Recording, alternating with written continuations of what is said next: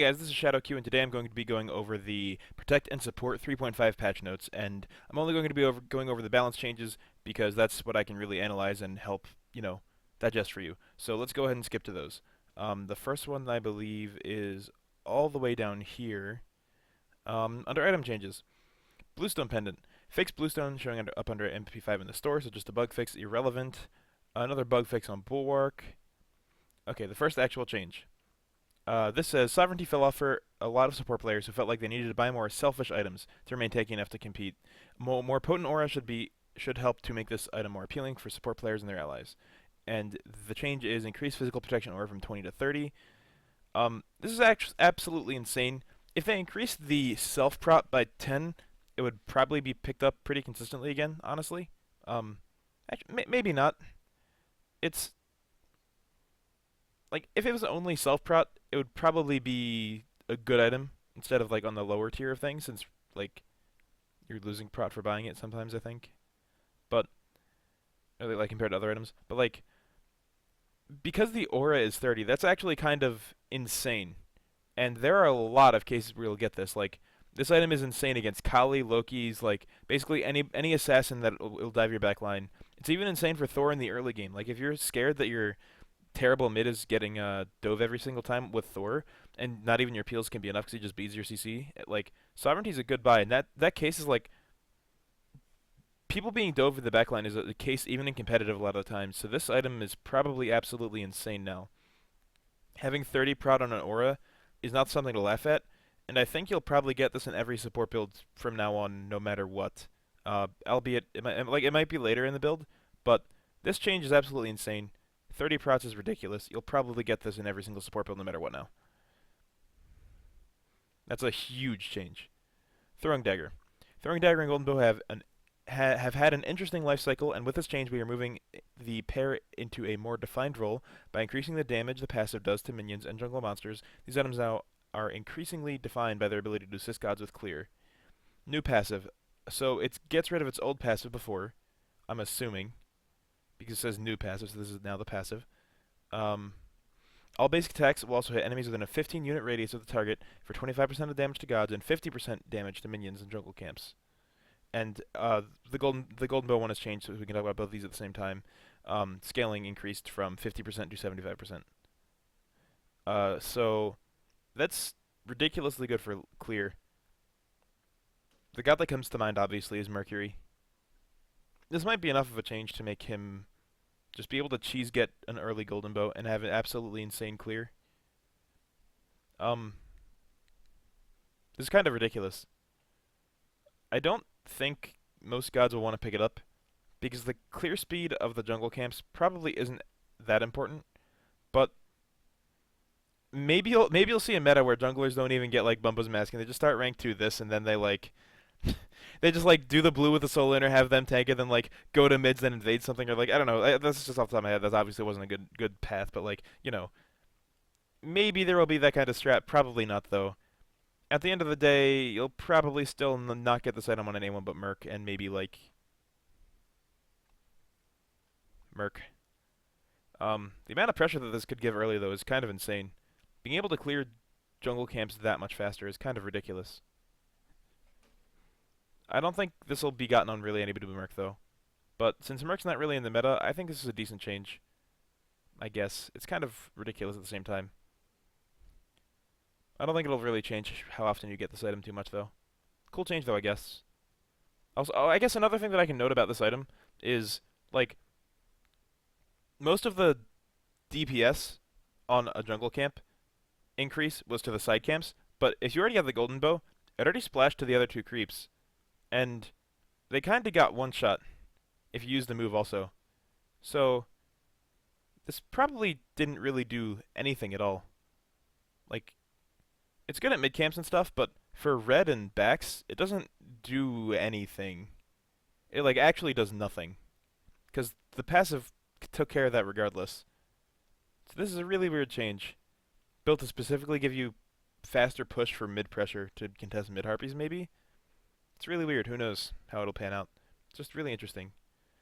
Wind Demon bug fix. Sure. I'm losing Cobb. We've come a bit full circle with this change, but it helps our favorite bee excel earlier and should make enemies a bit more wary. The honey slow changed from 5 scaling to 25% to 20% at all ranks. This will change nothing. He will still be pretty bad. A lot of the time you don't stay under the honey for that long anyway because it's supposed to do damage if they have the bees on it. I don't think this will change anything whatsoever. It makes him a little harder to gank early, but he'll still be he'll still be B tier or below. Pun intended. Okay. Artemis has always been one of the premier in-hand focused characters of Smite with her significant attack speed buff, crit enhancement, and ability to run or to stun or root enemies in place to better land her hits. As we look to adjust her, we want to focus on these strengths and her ability to make exceptional use of basic attack proc items. While we may make additional adjustments in the future patch, we want to use a light touch as Artemis has a lot of potential to be quickly devastating. So with the changes on her 2, Vengeful Assault, the increased percentage from, or 5% at all ranks. It's an incredibly small buff. Artemis is struggling, so she does need small buffs. And like they said, overdoing it is too much. But at the end of the day, Artemis will be picked the exact same amount, which is never. She's still not very good. This change does not help that. But again, small buff is good, I guess, so I approve. Bastet, Declaw, fix the bug with rank 1 dealing magic damage. Fix the bug where you get to be cancelled early. And, okay, finally, this is interesting. Chiron's ult now suffers a 40% slow while firing. This is actually really, really interesting because one of the reasons that Chiron was insane is not just because his ult did a lot of damage, being able to snipe a target at low health after a fight, or even before a fight, or like, coming into something, but he can't chase them as much, so it's a bit harder to mow somebody down. But the biggest reason that this change is big is because people like Guardians or Assassins that were on Chiron actually sometimes didn't have an option but to like attack him in his ult, and a lot of the time Chirons would like step to the side so that way they'd hit the person attacking them and their target, and that was insane. So this is a very, very smart change. I like the way they did it. It's a very good way to nerf him without it being too OP, but it gets rid of one of the silly parts about his kit. So I approve of this change completely. Chiron will still see as much play, but it'll be a bit less ridiculous, so... Oh yeah, this is actually sizable nerf. This is not like nothing. Definitely not nothing. It's a sizable nerf for sure. Chiron's still good though. So solid change. I very much approve. One of the goals for Season 3 was to more clearly define gods as early, mid, or late game gods. After looking at Isis closely, we like her early game strengths and playstyle. I felt her late game was slightly too potent, with scaling lowered on Wingust. Her late game damage should be more manageable. Keep that in mind. That is 10% less per hit. And the change to Wingust is scaling reduced from 40% to 30% per hit. I actually really think it's weird that they're letting Isis be an early game bully. And obviously they just said that they want to define her as such because like they just said it. And that's what she does. She's just amazing at pushing the wave early and still has really, really shining late game. But if they do want to keep Isis as strong as she is early game, this is a good way to nerf her. Scaling is always a good way to do that, and they accomplished what they wanted to based on what the little tidbit said there. But at the end of the day, I still think she's going to be just really, really, really good for early pressure. I don't think this will make you pick her any less. 40% less scaling on her 1 will definitely hurt in the late game, but it's not devastating to her. So this is a sizable nerf. It's not nothing, definitely. But I think her late game early pressure will still keep her in a commanding like 1-2 spot for the mids right now. Good change though. Or I guess not completely good. It's weird that they're keeping her that good early, but still a sizable nerf, so I guess I approve. Kepri, we'd love to see such a support-oriented character excel so well, but once again, we have to make an adjustment to the hug bug. Jesus Christ. Kepri offers a large amount of control during the laning phase from his ability to help clear, defend his ally, and be aggressive with his pool. By lowering his base health, choosing when to be aggressive will be more meaningful, while a large nerf from a numbers perspective, he still has a shield to assist him, which should allow him to still be aggressive, just not as often with some additional risk. And the change is base health reduced from 510 to 460. So, 50 health at level 1, 2, or like even pre-5 is not nothing. It's definitely a lot. It means that you can't quite take like super, super aggressive fights sometimes, but at the same time, Kepri's still a ridiculously strong early game god. Basically, his shield alone means that you trade up with everybody in lane, and the way that his 2 works and the other abilities work, he's insanely good at clearing. So I don't think this will nerf his early game laning phase that much. A lot of the time when you have the wave cleared, your health doesn't even matter, and this won't really change the boxing scenarios. I guess it will, like if both people clear the wave, or like if you're tanking the wave or some weird shit like that. But that honestly doesn't really happen like too often, I guess. Um, doesn't it? Doesn't like maybe if you can pluck them as they're about to push, but like I don't know. Those scenarios are not too common, and this 50 base health will affect them, but it's not a detriment to his like dominating lane phase. He will still dominate lane phase, and basically like part of the reason for that is his shield and his push, and both of those are. And as long as those 2 things are strong, he will be insane. Uh, Basically his shield regenerates over time, and he keeps getting stronger and stronger, and he basically has a constant health pot ticking. And it's not quite as much as like a health potion really, but it's free, which is insane. And it also affects them while they're clearing the buffs, which is like another huge reason that like he comes into lane with all of his potions and doesn't have to spend more money on potions and stuff like that. So his laning phase will still be extremely dominant. I don't think this is enough to change any part of his viability whatsoever. Uh, Personally, if I were to make a change to Khepri, I would make it so that way the shield that he gets from his passive applies the same amount to his allies, but half to himself. And the reason I make that change is because you can kind of be brain dead on Khepri and just constantly trade poke, and I really don't like that. Um, but I guess the small nerf is warranted. Khepri is definitely like 1-2 support spot, so I guess I approve of the nerf just because it's a nerf, but I think it's really weird that they did it in the spot they did. Moving on. Poseidon. Fixed an issue where he could pull the fire elementals out of Fire Giant Pit. Sure, a bug fix. Serket. Serket was placed into a rough spot after the Season 3 changes. She was nerfed not only from direct changes to her mobility, but her path of crit and CDR was made less effective and more expensive. Combined, the changes were too much. This patch, we bring some of the mobility back through Deathbane and shift some of her power away from needing crit to be effective. With increased scaling from Cobra's Kiss, her build path should now be slightly more open. That's really interesting. So that means they... Okay, so Deathbane cooldown reduced from 12 to 10. And Cobra's Kiss damage increased from 50 scaling to 130, from 50 scaling to 150. Scaling increased by 10%. Madness damage increased by a lot, actually. The Madness damage increased by 40 at max rank. And the Madness scaling increased by 10%. So she has basically 30% more scaling, and Pen is more effective on her because she has more base damage. But Deathbane is also reduced. The first thing I want to note about this change is this is talking about the build path that you can take to not need to build crit. I see no way that this brings it away from crit. You actually just nerfed, or you actually just buffed the cooldown of Deathbane. And while you do really want to use that in taunts a lot of the time, this actually makes crit better on Serket, I think.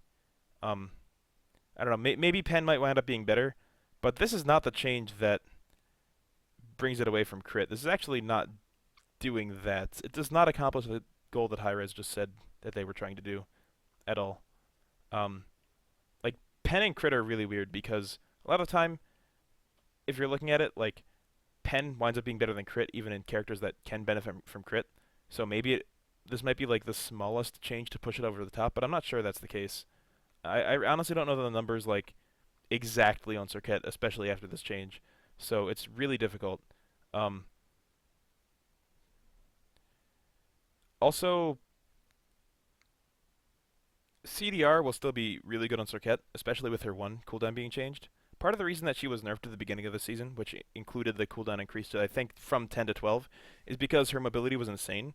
And CDR affecting her 1, especially on a 10-second cooldown, means that she could probably get out of every team fight again. So Serket's probably going to be a top pick jungler again. But that might be a bit too optimistic. I think she's still very playable now. And I think it's really weird that they buffed Serket when she was in a pretty good spot before. Part of the reason that I think they buffed her is because I think they said on the patch note show that she was underperforming, which makes sense because she's a high skill intensive god. But I don't think these buffs are warranted, and I don't think they accomplish exactly what I think they're going to accomplish.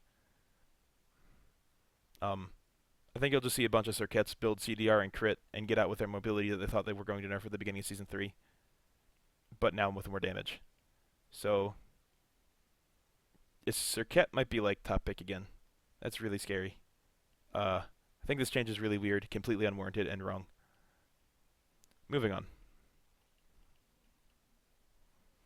Scotty. Okay, for first off, let me say something about Scotty. I have only played a couple casual games. I mostly played ranked, as you know from people who watch my stream, but I haven't really played too much against Scotty, so I have really no idea the power level of her, but I'll read it anyway. Like these changes are going to be really difficult for me to judge. Haldir was a little too eager to join the battleground of the gods, and as such was dashing all over the place. We have increased his dash cooldown to allow for more consistent counterplay through creating distance with Kaldir. Additionally, Winter's Grasp is seeing a duration reduction, lowering the time Kaldir is immune to damage, and also reducing how long the aura damage is applied. Both of these changes are focused around letting players have more room to deal with Kaldir more effectively. Down boy. The change number one is increase cooldown from 2 to 5.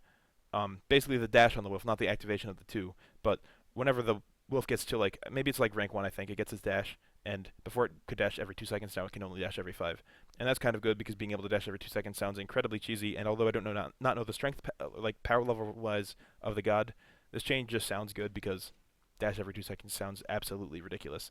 In fact, I wouldn't even be sad if it got changed to 10. Not even balance wise, but like, it's really weird that the dash cooldown is that short. 5 is probably a good spot, though. Again, like I said, I don't really know the god too well. Winter's Grasp, I'm assuming that's the ultimate and not a world battleground from WoW.